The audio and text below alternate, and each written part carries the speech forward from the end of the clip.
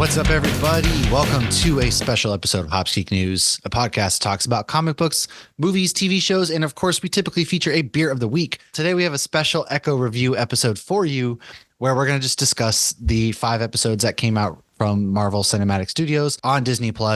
It stars Alika Cox as Maya Lopez, Chasky Spencer as Henry Black Crow Lopez, Cody Lightning as Biscuits, Devry Jacobs as Biscuits. Bonnie. I know. We'll get into that. Vincent D'Onofrio is back as Wilson Fisk. And this show, we have a lot to say. Now, it first actually debuted at a 6.4 out of 10 on IMDb. So it's got decent reviews, nothing crazy. It is the first long-awaited MCU project, Spotlight special, if you will, their new Spotlight special. So very short, very brief, 5 episodes. Which was actually perfect, I think. You know, you don't always need to have 8 episodes. You don't need to have 10. I think the Spotlight serves as like a quick mini, like comic books. You know, we have a overarching story to tell in comics, and then every so often we have those quick mini issues within an overarching story, which I think is what the Spotlight series kind of serves as. So it was great seeing Vincent back. Great seeing Alika Cox back. I don't know why every time I say her name, Alika Cox, I always get like tongue tied. I'm like, oh, that's like me with the Ninth Doctor, Christopher Eccleston. I don't know why. That's an easy name, and yet I get tongue tied every time. I don't know why either. Like it's like there's some words people just like supposedly. Like there's some words that just don't work. They just don't work, man. I promise you, we are educated. But you know me, I can't talk names anyways. Overall, though, it was cool to see her back as Maya. We last saw her in Hawkeye at the end of Hawkeye. She shot Kingpin in the face. Gasp.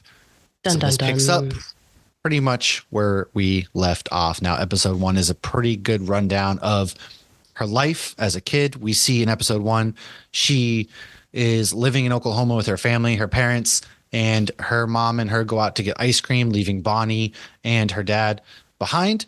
And during that, actually, there's an accident where her mom dies in the car accident, and this is where Maya loses her leg. There, we kind of go to New York. It was like she took that pretty well, considering like I guess she's probably in shock and the adrenaline, yeah. But that was brutal. And for a second, I also forgot that she lost her leg. Like she, you know, because in real life, she also. Well, because they don't really focus on it too much in the show, outside of when she's like a little girl, as far as what I remembered in Hawkeye. And it was the same little girl, which I found out today. That's her cousin, which makes sense because it looks very much so like her. Yes, it's the face, the facial features look very similar, which is pretty cool. So Maya and her dad go to New York City, leaving behind Bonnie and her grandparents. You can see her grandmother's pretty heartbroken. Her grandfather, who is a pretty chill dude overall. I liked him. He was pretty funny. Yeah, he took his daughter's death a little too Graham Greene calm, though. Played Scully. Yeah, he was very chill about it in the hospital. Wasn't he in The Last of Us 2 when he was married to the bigger lady, and they were hilarious? And he was like, "Oh, you're not going to shoot me." Yeah, he's in a bunch of random things, like Dances with Wolves, and he really was. That was so funny. A lot of things. So he was in The Green Mile, Dances with Wolves, Maverick, Wind River. I love him in Maverick. Dog. Isn't that the one where he dresses up like a Native American and he pretends to be hunted? Yes, because he actually is something cool. So he is from the Six Nations Reservation in Ontario, Canada, which is pretty solid. And he was great. He was in The Last of Us, of course, and I totally forgot about that. I knew he looked familiar because I've seen him in 1,000,005 things. Well, I think we had this conversation when we talked about The Last of Us, but yeah, he wasn't in it long at all. But him and his wife were hilarious. Yes, they really were. They stopped in that cabin briefly, and it was really good. But episode 1, we see Maya kind of run up through the tracksuit mafia, you know, trust a bro moving company, if you will. They do some things. Her dad ends up dying, and that kind of sets her off on the path that we saw in Hawkeye. There's some really cool fight sequences. So they go with 2 of them to kind of go to this area. They break in. That's kind of Maya's first interaction in fighting, which I thought this entire fight sequence was really, really well done. It was amazing. It was like the oneers, like how they do in Daredevil. It just reminded me of Daredevil. Yeah. And obviously getting to see Charlie Cox as Daredevil, even as little as it was. I thought he was going to be in it a lot more. I thought he was for some reason. I was surprised by this. So did I, but I am surprised, but I'm also not surprised because it wasn't really about her relationship with him at all. Like in the comics, I feel like he has impact on who she is as far as her origin story. Yeah, intertwined. Yeah.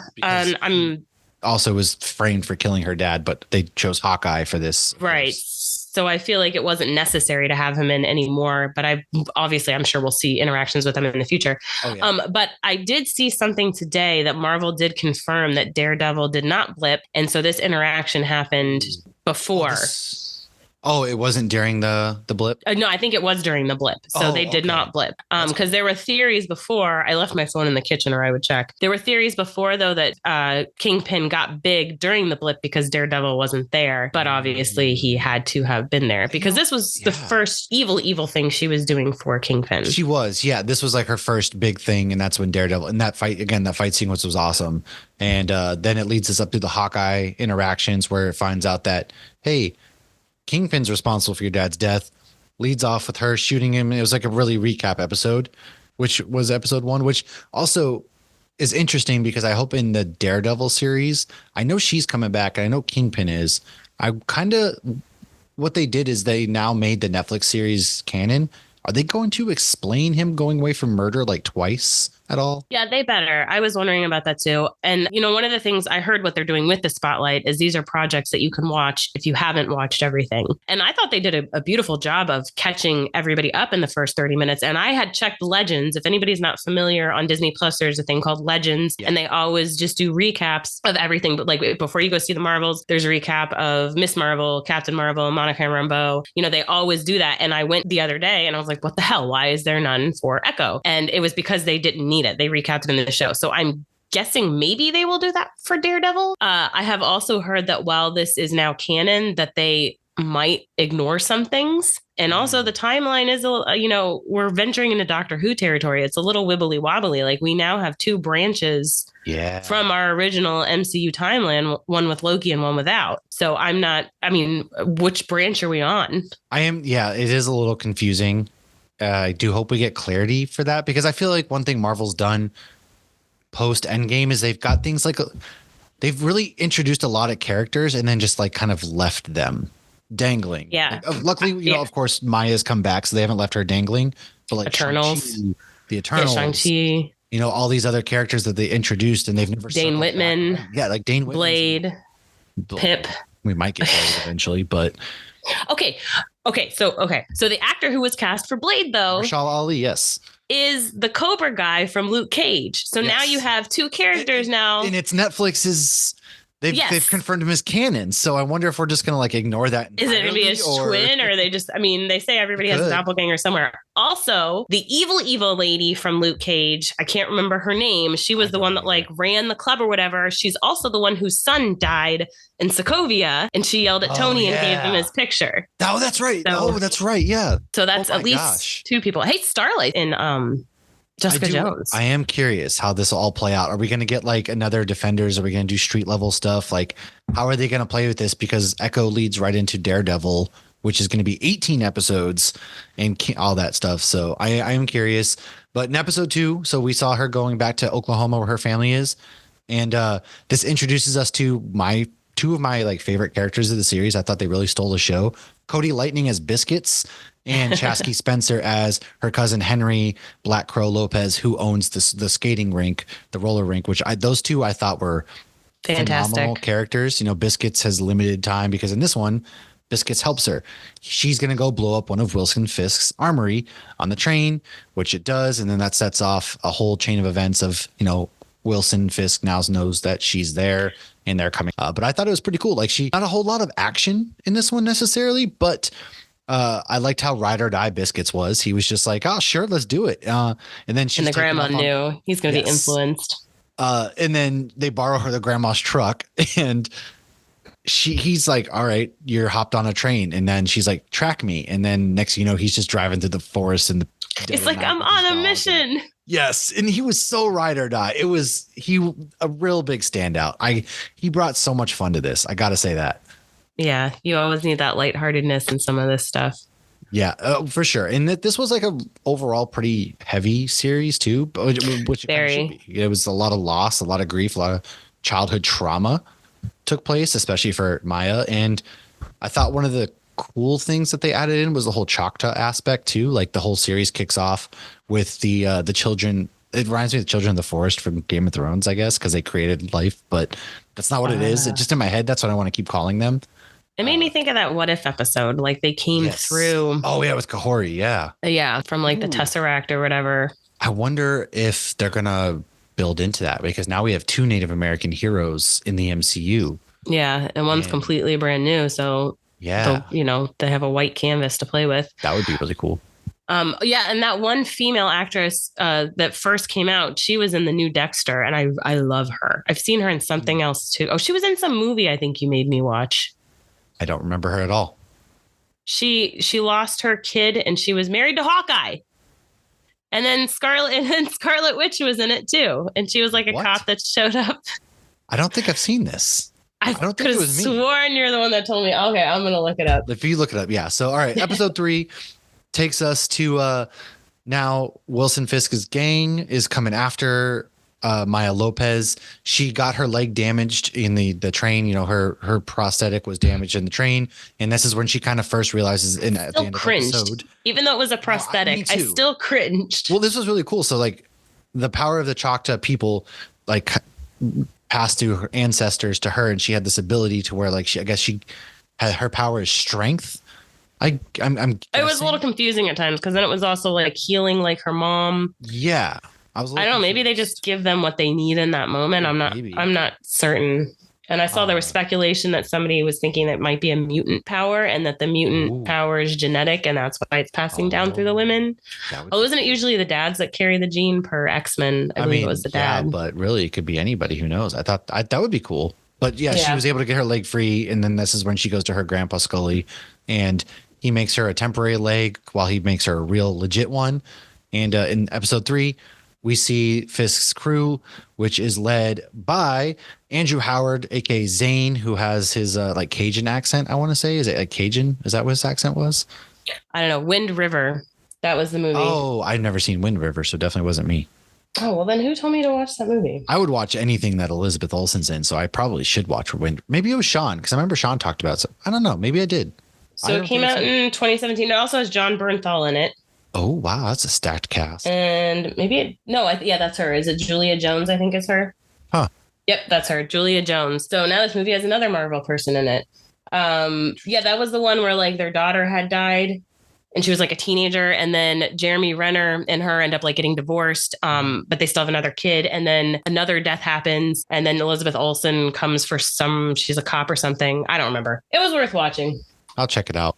Okay, I'm off my tangent. Zane leads the crew. They come there. They pretty much the snitch that works at the cleans the shoes and stuff at the roller rink. Yes, Vicky, played by Thomas Sullivan, kidnaps not only Chasky, Spencer, Henry, but also Maya, puts them away, and then Bonnie shows up because Bonnie found out through Biscuits that Maya's back. Now, Bonnie hasn't seen Maya in 20 years. Maya, went off on her own path. She chose to ignore her, which was a very sad kind of thing because they were sisters, more or less.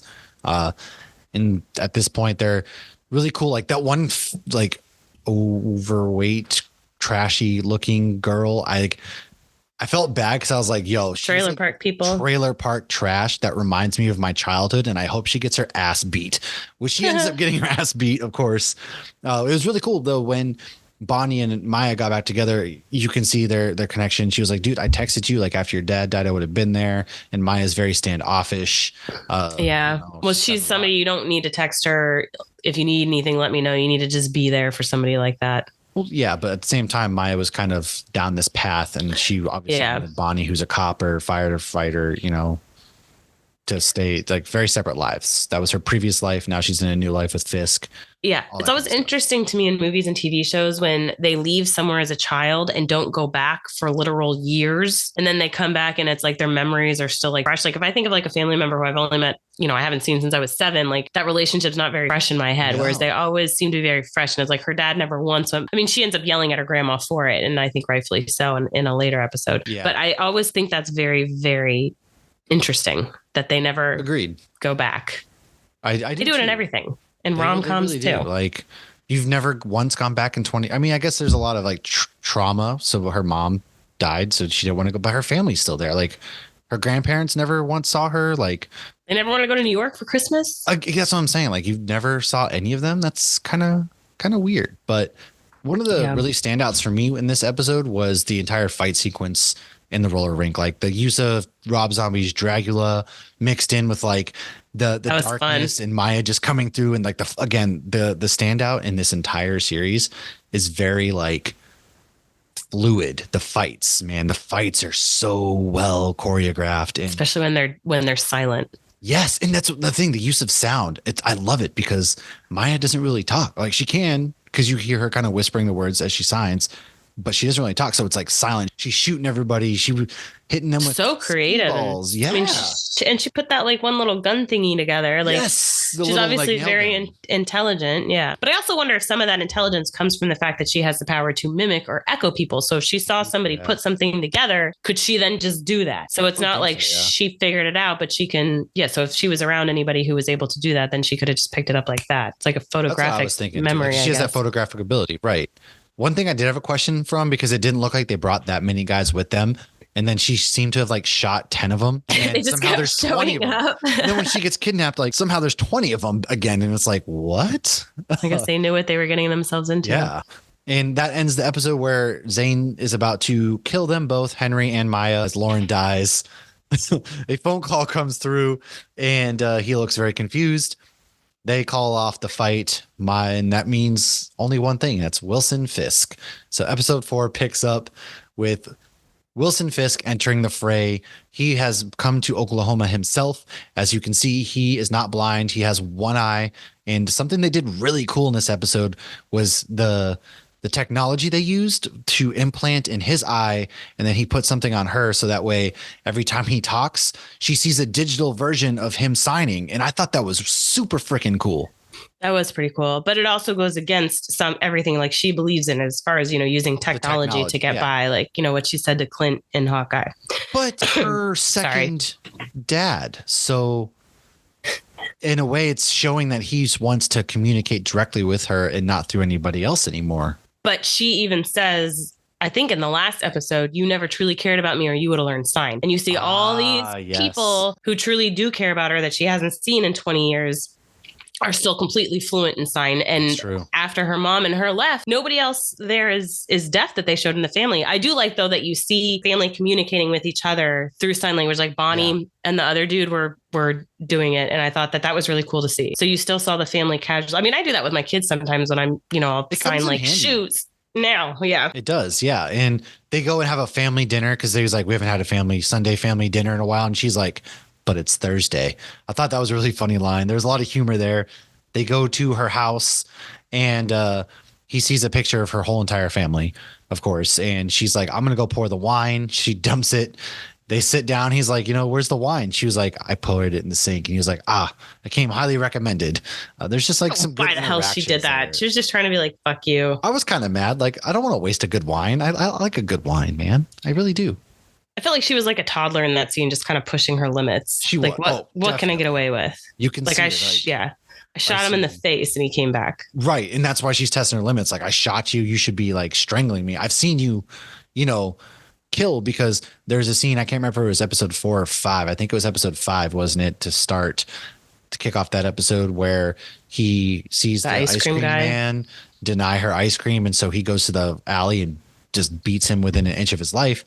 And then Maya's standing right there and sees it. And he's like, oh God, panicked because he didn't want her to see that. And then she comes up and starts kicking the ice cream man. I was like, dang. Yeah. Well, I mean, she had some, serial killer tendencies as a child. But, it's interesting because so, if I were to get flicked off driving, I don't think much of it. Somebody flicked Kaylee off when she was driving one time, and I wanted to hunt them down and murder them for flicking off my child. For your kids, yeah. So, right. Because if this guy had been a dick to him, he may have been pissed and whatever, but I don't think he would have gone that. It's like, you mess with the kid, and like Kaylee didn't even see the person. It was like she missed, it was a roundabout thing, and she had gone like, and then she stopped and she like apologized, and it was some young kid like, and I was like, I was seeing red. Go beat his ass right now. Let's go follow him. And Kaylee was laughing at that point because she didn't even see it happen. And I was so mad.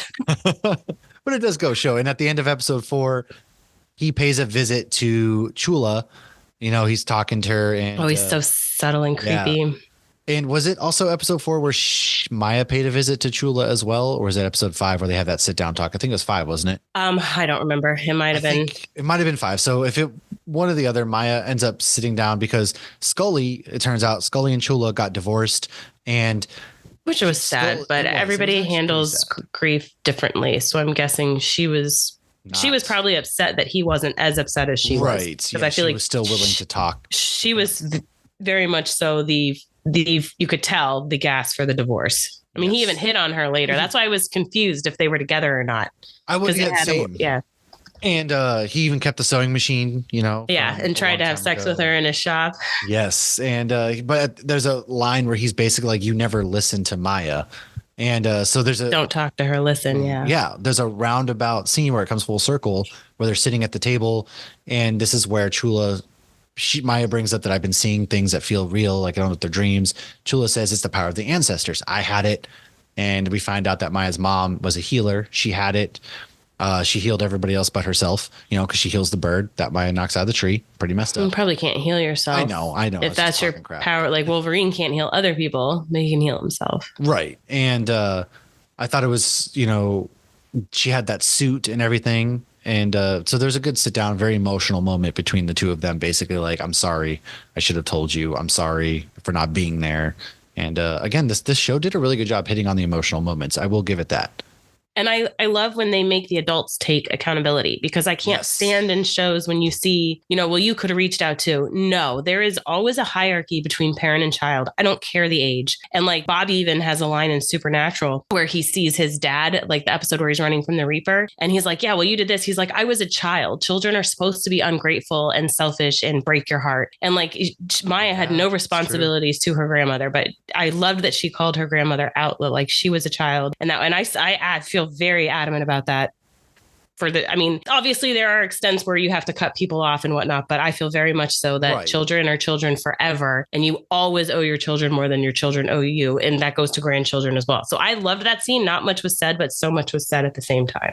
I couldn't agree more. That's really well put, honestly. Yeah, because it's true. I mean, I've seen it to where like, if I don't reach out to my family at time, they just, I never hear from them. But it's like, dude, like it works both ways. It's the old age thing of I've been in, I haven't lived at home for 12 years now because of my job. And yet it's always, when you come to visit, when are you doing this? When are you doing that? And it's never like, hey, can we come to you? Like, it's never, it's a two-way street is what I'm getting at. And I've bent over backwards and that I got to a certain point myself where I'm like, I don't owe you to come back. Like, I'm going to go see. Right. Well, you're the child. Like my mom will bend over backwards to be like, I will drive to you, pick up the kid and drive home and do this and do that, whatever I can to see you or the kids. I lived an hour away and it was always, when are you coming down here? So it was crazy, but no, I digress. Childhood trauma. We've all got it. And I mean, that's what this show's about is childhood trauma. It's processing grief. Right. And that's a lot of what Phase 4 was. This is Phase 5. Yes. But Phase 5 still processing. Keep forgetting we're in Phase 5. But when did Phase 5 start? With Ant-Man. Oh, okay. What was right before Ant-Man? Was it Spider-Man? No, Spider-Man's been a few years now. I don't even know. A couple years ago. I can't remember. I have to go back and look. We'd have to go back and look. But this whole thing leads like Kingpin's basically, hey, I'm leaving tomorrow. I hope you're on that plane. She pays him a visit, says F you. So now angry. This culminates at a big Choctaw like party festival that they have. It's really beautiful. Maya shows up. The Kingpin and his minions are there, and it's a big showdown where old boy Zane even has an RPG on ice, which I found hilarious. He pulls a rocket launcher out and then like from a cooler out of a ice. Yeti. Yeah. That was a nice Yeti, man. It was crazy. And then Biscuits, man, my boy Biscuits coming through with his monster truck, crushes the two trucks full of bad guys.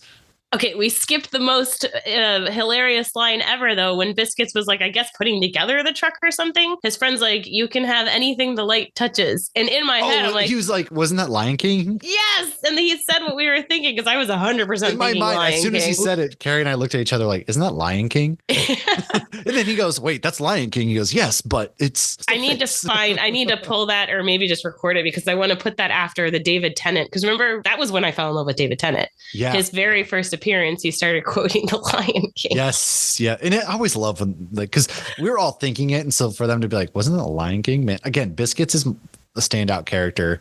But we get like a good fight sequence, which leads to, in this tent, a showdown with Kingpin's men. They have them, Bonnie and Chula are at gunpoint, and Maya channels the ancestors again. She does this really cool, and she gives the power to Bonnie and Chula, and they fight off the bad guys, which is really cool. Like Grandma Chula out there kicking that ass.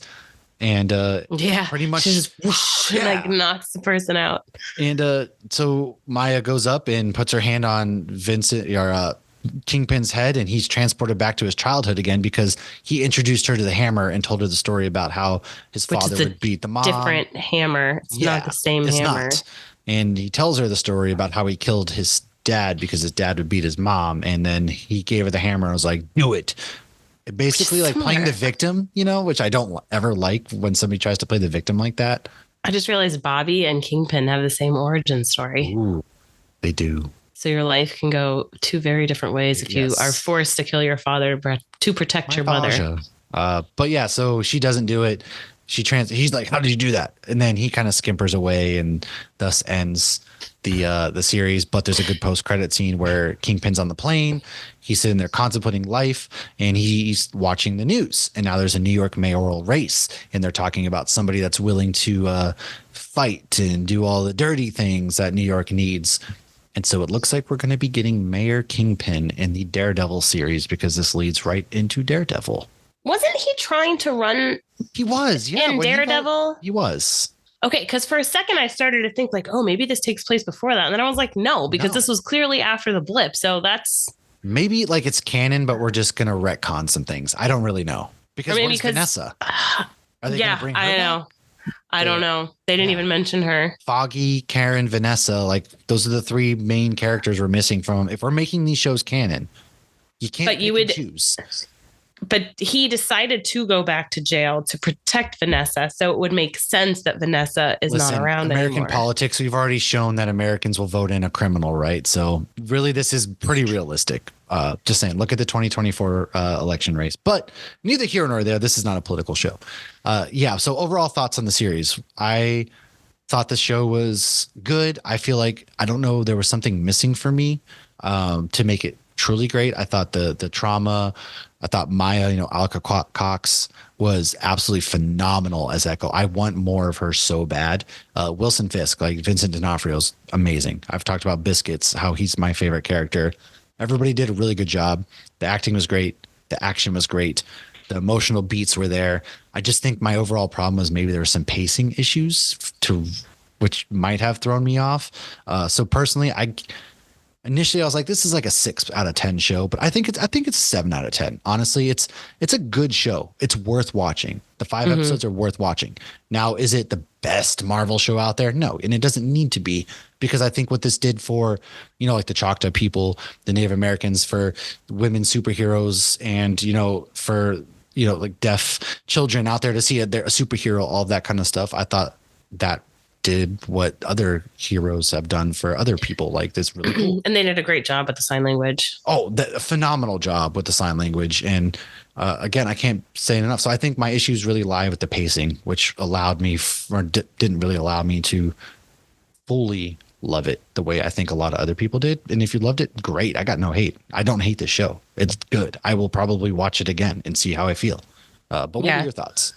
I did love it. It's not one of my favorites. I would probably give it an 8 out of 10. What was interesting is that the show was so grounded in real like grief and trauma and dealing with family issues, and her finding her place. Like, it was basically Fisk was Vader, and like, do you go light side or dark side? So she was really struggling with that, and in the end, she basically did what Luke did. She let this guy die that's a father figure, at the very end, hoping he would go light side, although he didn't go fully light side, but he's also still alive. Yes. But no, I thought it was fantastic. I thought they did a great job of incorporating some of the Native American aspects of it. I got emotional when you saw these like female badasses, supporting her. I thought that was really cool. And I also loved her as Echo. We definitely didn't get it because she wasn't fleshed out in Hawkeye. She was just somebody who was just angry, and we didn't have enough time to focus on her and hear her and talk. It wasn't her show, so we didn't need the character development. Right. She was in that. Yeah. she wasn't cannon fodder, but she was just a supporting background character that a lot of people didn't even, know about. The show wasn't about her. So no, I thought this was fun. I loved every single fight scene was amazing. And to see her, with the prosthetic or without, like, you'd have no freaking idea. I had no idea. Yeah. And the fight scene too, when she sees the one guy that, like, I think it was the guy that, like, felt her up, and she signed to him something like, "Oh, you, like, I'm coming to get you." And then I did forget about that when they were initially walking in, and he was like turned around, felt her up, and she pushed off. Yeah, that very first fight scene, and then she beat his ass down. It was great. I loved that. Yes. I love that she took the time to sign at him, like, specifically you. Yeah. And, like, you don't know. I mean, obviously you don't need to know what she's signing there to know what she's inferencing. Yeah. No, but I thought it was great. Definitely not in my top, but I really don't have any complaints. Have to be, and I think being grounded like it was honestly refreshing too. I felt, because we've had these grand stories of space, and it was very a world-ending event. So to, like, have something take place in a small middle of the nowhere Oklahoma town, it was kind of nice, I thought. Right. It was very contained, closed story. And I know Sean from Metalcore Nerds was talking in the Discord how it's the ground drama. It's setting up for the things in New York and everything. But it also has potential to open up to something wider with these ancestors, and where did they come from, and what are these powers? So we don't fully know what these actual powers are, because her powers in the comic were always just mimicking. Right. Yeah. She never had any celestial type powers like she seems to in now. And I think that's cool, because she's a character that, it would benefit, I think, or not even benefit. I just think it's cool to, like, add on to her abilities and build onto her comic book lore. And again, this is like one of those comic series where you take a step back. It's a mini run, and it kind of refreshes you in a way. I do wonder how many things, though, are being dropped right now that are going to be played with more once the X-Men are introduced. Because I read something today that said that they're not allowed to use the X-Men characters in What If. They want to introduce them. Yeah. And they're like, well, we want to play with all the toys, and they can't yet. Like, so hurry up, man. Like, let's get this Fantastic Four casting out. Let's get these X-Men. Right. Are you all of a sudden going to have, like, half the world all of a sudden has superpowers? Like, that's going to be a little bit hard to explain. Hurry up. I'm not getting younger, is all I have to say. And the world's not getting any less dicey out there. So let's chop, Feige. Let's get this shit going. Boy, yeah. We'll see. Yeah, that was our Echo recap. Thank you guys for hanging out with us for this little mini-sode, if you will. Do we know when the next Marvel project is, or is it just Deadpool in July? No, X-Men 97 should be coming out, the cartoon, anytime now, right? But that's not going to be connected to the MCU. No, so the next MCU is Daredevil. There's only one this year. Oh, Daredevil's coming out this year. No. Oh, I meant Deadpool. Sorry. Oh, got me excited. No, I thought we were going to get that is beginning production. Deadpool. Too many is July. July 26th is Deadpool, and I think that's going to be our next taste of the MCU. So we kind of get my God back. Feel like 2020 all over again. We have to take a step back. We get one big one that's going to really send shockwaves through, and we'll see what happens from there. So as always, like, subscribe, share, follow Hops Geek News anywhere that you can find podcasts, here on YouTube, social media, hang out with us, join the Discord, all that kind of good stuff. And Megacon is coming up February 1st through 4th. We are going to have 2 panels, and we have press passes. We will be there all over the place. If you see us, find us, whatever it may be. We're going to be doing lots of cool stuff, lots of things to give away. And so, yeah, we're really excited for that. Make sure you come see us at Megacon Orlando, February 1st through 4th. We'll catch you guys next time. Cheers.